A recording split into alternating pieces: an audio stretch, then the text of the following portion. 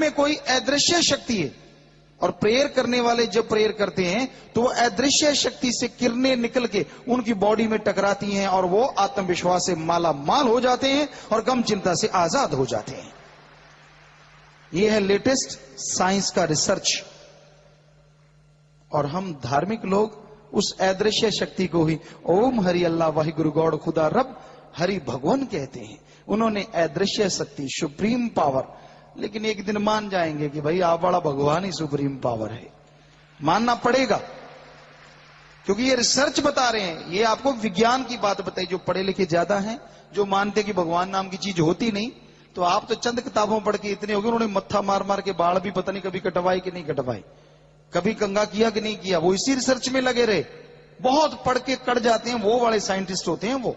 और उन्होंने ये रिसर्च निकाला है, उनकी पत्रिकाओं में आया है कि अदृश्य कोई शक्ति है। तो भाई वो अदृश्य शक्ति को के जो पुजारी हैं, जो मालिक को मानने वाले हैं, वो लोग यही कहते हैं कि हां, भगवान अल्लाह मालिक गॉड खुदा रब है, वही सबको खुशियां देने वाला है, वही रहमत करता है, इसलिए उसके नाम जुदा जुदा हैं। पानी को जल कहो, नीर वाटर वाशर आब नीलू नीरू, ये सब पानी के नाम है। पानी का नाम बदलने से क्या पानी का स्वाद या रंग बदलेगा? नहीं बदलता। तो सोचने वाली बात है। उस सुप्रीम पावर को ओम कहो, अल्लाह वाहिगुरु गॉड खुदा रब। जब पानी का नाम बदलने से पानी नहीं बदलता, तो मालिक का नाम बदलने से मालिक कैसे बदल जाएगा? क्यों लोग बात बात पे झगड़ा करते हैं? यहां तक खुद ही अहंकार है, किसी को ऊंचे धर्म का, किसी को राज पहुंच का, किसी को अपने पैसे का, किसी को अकल चतुराई का, किसी को पढ़ाई का, किसी को किसी चीज का। तो ये अहंकार अगर आप करते हो तो रावण से तुलना करके देखो, आप कहीं नहीं ठहरोगे। इतना बड़ा साइंटिस्ट था, जब चाहता था बरसात करवा लेता था। चंद्रमा की रोशनी से भी उसने खाना बना लिया। एटम परमाणु उसके कंधे पे टंगे रहते थे। और अगर आप विद्वान हो, थोड़ा बहुत पढ़ लिख गए, तो वो चारों वेदों का टीकाकार पंडित था। चारों शास्त्र, जितने भी शास्त्र, 6 शास्त्र या जो भी शास्त्र होते हैं, तो उनका भी वो ज्ञाता था, पूर्णतः ज्ञाता, जुबानी याद था। 4 वेद अगर पढ़ने लगो सारे, तो श्लोक याद होने में नहीं आते, लेकिन उसकी याद थी। टीकाकार पंडित था। अगर आप ग्रहों को मानते हैं, तो ग्रह उसके कदमों के नीचे दबे रहते थे। तो कहने का मतलब, उसके पास क्या नहीं था? उसके नौकर भी सोने के कमरों में, गोल्ड के कमरे में रहते थे। अगर आपके पास चंद रुपए आ गए, लाख, 2 लाख, करोड़, कितना भी आ गया, उनके नौकरों से भी आप गरीब हैं, क्योंकि उनके नौकरों के पूरे मकान, पूरा घर गोल्ड का था, गोल्ड का। आप एक ईंट दिखा दो गोल्ड की घर में लगी हुई। ऐसे अहंकार में यूं चलते हैं जैसे कोई छिपकली की एक जात होती है, जिसे पंजाबी में कहते हैं कोड़ किरला। वो यूं अकड़ अकड़ के चलता है। ऐसे कईयों के पास चंद रुपए क्या आ जाएं, यूं अकड़ के चलते, कहते आदमी तो मैं हूं, बाकी तो कीड़े मकोड़े हैं। अरे तेरे दादा परदादा भी कभी कीड़े मकोड़ों वाली श्रेणी में रहे होंगे, शर्म कर, लानत कर। उनको कैसे कीड़े मकोड़े कह रहा है? वो तो बेचारे इतने अमीर नहीं थे। तो कहने का मतलब, आदमी आज अहंकार में आया हुआ है, खुद ही में है डूबा, इसलिए द्वैत द्वेष का चक्कर चलाता है। जबकि सच्चाई यह है कि हम सब एक हैं, हमारा मालिक एक है, कोई ऊंच नीच नहीं। अपने कर्मों का हर कोई खाता है, कोई ज्यादा कमा लेता है, कोई कम कमा लेता है, लेकिन जो हक हलाल कड़ा परिश्रम कमा के खाता है, यकीन मानो, चाहे वो घास फूस की झोंपड़ी हो, उसी घर में स्वर्ग जन्नत बन जाता है।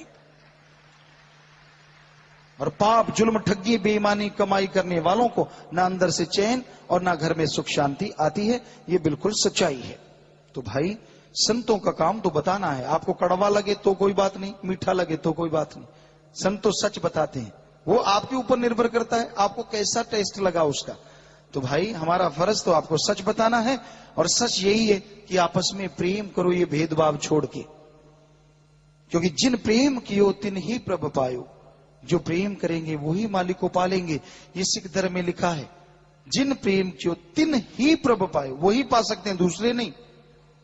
और हिंदू धर्म में लिखा है, हे ईश्वर को मानने वालों, आपस में प्रेम करो, ईश्वर से प्रेम करो। और जितना आपस में बेगर्ज प्यार करोगे, उतनी ही भगवान की कृपा दृष्टि आप पे बरसती जाएगी। इस्लाम धर्म में कहता है, अल्लाह की इबादत करने वालों, अपने पड़ोसी से मोहब्बत करो। पड़ोसी तो कोई भी हो सकता है, ये नहीं लिखा कि मुसलमान मुसलमान से प्यार करे। अपने पड़ोसी से मोहब्बत करो। याद रखो, आपका पड़ोसी भूख से तड़फ तड़फ के मर रहा है, आपको इल्म है, आपको खबर है, लेकिन आप भरपेट खाते हैं, परवाह नहीं करते। अगर वो पड़ोसी भूख से तड़फ के मर गया तो आपकी की गई इबादत खाक में मिलेगी, दोजख में जलोगे। तो हर धर्म में यही, इंग्लिश किसी विचारक या किसी सेंट की हमने एक लाइन पढ़ी, love is God, God is love. प्यार ही भगवान है और भगवान ही प्यार है। ये गंदगी वाला प्यार नहीं जो दुनिया के सिर्फ शारीरिक तौर पे ही प्यार होता, नहीं, आत्मिक तौर पे। तो इस प्रेम में बंध जाइए, गलत काम ना करो, नेकी भलाई और सबसे मोहब्बत और अंदर दया रहम की भावना हो। कभी किसी को कड़वा बुरा ना बोलो। रहमन एक फकीर हुए, वो कहते हैं, रहमन धागा प्रेम का मत तोड़ो छिटकाए। रहमन धागा प्रेम का मत तोड़ो छिटकाए, टूटे तो फिर ना जुड़े, जुड़े गांठ पड़ जाए। कि नहीं भाई, कभी कड़वा ना बोलो, बुरा ना बोलो। क्या हुआ भगवान ने आपको तंदुरुस्ती दे दी, क्या हुआ भगवान ने चंद नोट दे दिए। अरे बुरा बोलने वालों, हो सकता है कोई ऐसा दिन आ जाए जिसको बुरा बोल रहे हो वो ऊपर हो और आप नीचे हो, तब शर्म की कोई हद नहीं रहेगी, शर्मिंदगी से सिर नहीं उठाया जाएगा। इसलिए सबसे प्रेम करो। प्रेम में भगवान है, प्रेम में कण कण में वो समाया हुआ है। तो आपस में प्यार करो तो मालिक की खुशियां अंदर बाहर से आपको जरूर मिलेंगी और परम शांति हासिल करते हुए उसकी दया मेहर रहमत से आप माला माल हो जाएंगे। तो यही भजन में आया था जी। अब एक रोजाना की तरह जैसे रोज होता है जी, शाम के समय एक सज्जन बाहर से